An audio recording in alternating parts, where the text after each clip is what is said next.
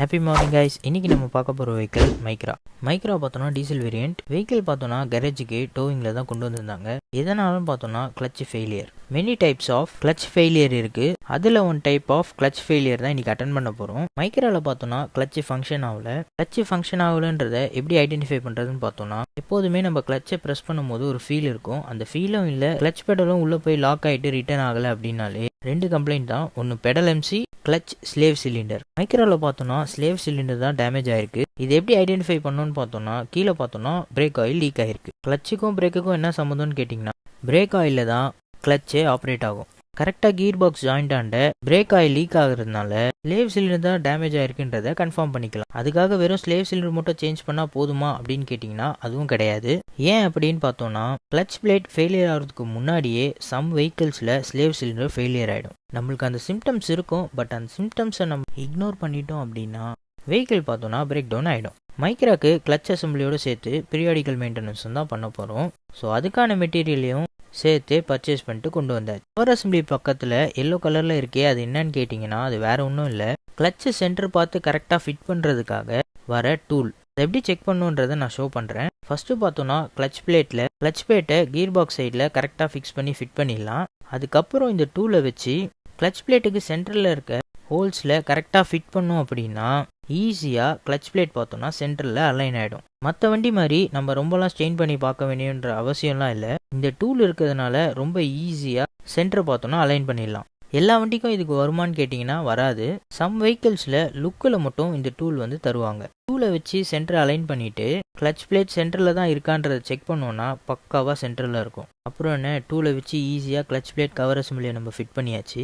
Next பார்த்தோன்னா slave சிலிண்டர்லேயும் alignment கரெக்டாக வச்சு ஃபிட் பண்ணிவிட்டு கீர் பாக்ஸை ஃபிட் பண்ணுறதுக்கு ஸ்டார்ட் பண்ணிடலாமா. மற்ற வண்டியெலாம் பார்த்தோன்னா கிளச்சை சென்டர் அலைன் பண்ணி கீர் பாக்ஸை ஃபிட் பண்ணுறது தான் கஷ்டம். பட் இந்த வண்டியில் பார்த்தோன்னா கிளச்சை சென்டர் பண்ணி கீர் பாக்ஸை ஈஸியாக ஃபிட் பண்ணிடலாம். பட் அது கூட இருக்க டிரைவிங் ஷாஃப்ட்லாம் பார்த்தோன்னா சின்ன சின்ன காம்ப்ளிகேஷனோட தான் ஃபிட் பண்ணணும். கீர் பாக்ஸை ஃபிட் பண்ணி முடிச்சதுக்கப்புறம் ஆயில் சர்வீஸ் பண்ணிடலாமா. ஆயில் சர்வீஸ்க்கு ஃபஸ்ட்டு பார்த்தோன்னா ஆயில் ஃபில்டரை ரிமூவ் பண்ணி எடுத்துடலாம். மைக்ரா மாதிரியான டீசல் டைப்ஸ் வெஹிக்கிளில் இந்த ஆயில் ஃபில்டரை ரிமூவ் பண்ணுறதும் ஃபிட் பண்ணுறதும் கொஞ்சம் கஷ்டம். ஸோ எப்போதுமே ஆயில் ஃபில்டரை ரிமூவ் பண்ணோன்னா அந்த பேஸை ப்ராப்பராக க்ளீன் பண்ணிட்டு தான் நியூ ஃபில்டரை ஃபிட் பண்ணணும். ஆயில் ஃபில்டரை ரிமூவ் பண்ணதுக்கப்புறம் ஏர் ஃபில்டரை த்ரோ பண்ணாலே தெரிஞ்சிருக்கும் அதுலேருந்து எந்த அளவுக்கு டஸ்ட் வருதுன்றது. அடுத்து பார்த்தோன்னா முக்கியமானது அதுதான் ஆயில் ட்ரைனேட்டை ரிமூவ் பண்ணிவிட்டு லஞ்சுக்கு டைம் ஆனதுனால ட்ரெயின் ஆகட்டும்னு சொல்லிட்டு கிளம்பியாச்சு.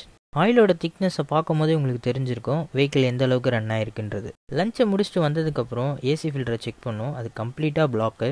அடுத்து என்ன, ஒன்று ஃபிட் பண்ண ஸ்டார்ட் பண்ணிடலாமா. ஃபஸ்ட்டு பார்த்தோன்னா ட்ரைன் நெட். ஆயில் கம்ப்ளீட்டாக ட்ரெயின் ஆகி முடிஞ்சதுக்கப்புறம் ட்ரெயின் நெட்டை ஃபிட் பண்ணிவிட்டு ஆயில் ஃபில்டரையும் ஃபிட் பண்ணிவிட்டு கரெக்டான டைட் வச்சாச்சு. நான் முன்னாடி சொன்ன மாதிரி இந்த ஆயில் ஃபில்டரை டைட் வைக்கிறது மட்டும் கொஞ்சம் கஷ்டம். அது சிரமம் பார்க்காம வச்சாதான் ஆயில் பார்த்தோன்னா லீக் ஆகாது. அடுத்து பார்த்தோன்னா ஏர் ஃபில்டரையும் பக்காவாக ஃபிட் பண்ணிவிட்டு ஏர் ஃபில்டர் பார்த்தோன்னா கரெக்டான ஃபிட்டிங்கில் ஃபிட் பண்ணிவிட்டு எந்த ஒரு வைப்ரேஷனும் இல்லாமல் பக்காவாக லாக் பண்ணியாச்சு. அப்புறம் என்ன, இன்ஜின் ஆயிலை ஃபில் பண்ணிவிட்டு மைக்ராக்கு எத்தனை லிட்டர் இன்ஜின் ஆயில் பிடிக்கும்ன்றது தெரிஞ்சால் கமெண்ட்டில் சொல்லுங்கள். இன்ஜின் ஆயிலை ஃபில் பண்ணி முடிச்சதுக்கப்புறம் வெஹிக்கிளோட ஃபைனல் ஸ்டேஜுக்கு வந்தாச்சு, அதுதான் கீர் பாக்ஸ் ஆயில். அதையும் ஃபில் பண்ணிவிட்டு கிளச்சு ரீப்ளேஸ்மெண்ட் பண்ணதுனால ஸ்லேவ் சிலிண்டரில் ஏர் இருக்கும். ஸோ அந்த ஏர் எடுத்தால் தான் கிளச் பார்த்தீங்கன்னா கரெக்டாக எங்கேஜ் ஆகும்.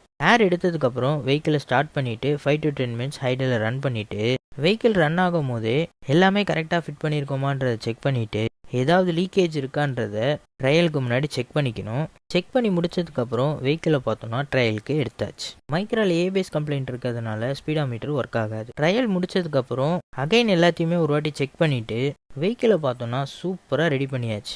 அப்புறம் என்ன, வெஹிக்கிளோட ஃபைனல் ஸ்டேஜுக்கு வந்தாச்சு. ஹெட்லைட் ஸ்டாப் லைட்லாம் கரெக்டாக க்ளோ ஆகுதான்னு செக் பண்ணிவிட்டு வெஹிக்கிளை பார்த்தோன்னா கஸ்டமர்கிட்ட ஹாப்பியாகவும் சூப்பராகவும் டெலிவரி பண்ணியாச்சு. இந்த மாதிரி வெஹிக்கிள் ரிலேட்டட் வீடியோஸ் பார்க்குறதுக்கு நம்ம சேனலை மறக்காமல் சப்ஸ்கிரைப் பண்ணிக்கோங்க.